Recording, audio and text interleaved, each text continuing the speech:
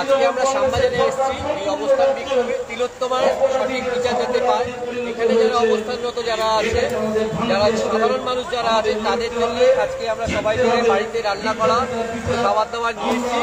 যারা এখানে রাত জাগছে প্রতিদিনের এই সহযোগিতাটা আমরা সবাই মিলে করছি। আমাদের থেকে দমদম অঞ্চল থেকে আসছি। শ্যামবাজারে ডিওয়াইএফআই অবস্থান করছে তিলোত্তমা সঠিক বিচারের দাবিতে। আমরা দমদম এলাকার সাধারণ মানুষের কাছ থেকে এই অবস্থান মঞ্চে নিয়ে এসেছি এবং তিলোত্তমা যেন সঠিক বিচার পায় সেই দাবিতে এই লড়াই আন্দোলন আগামী দিনে জারি থাকবে এবং সঠিক বিচার পায়।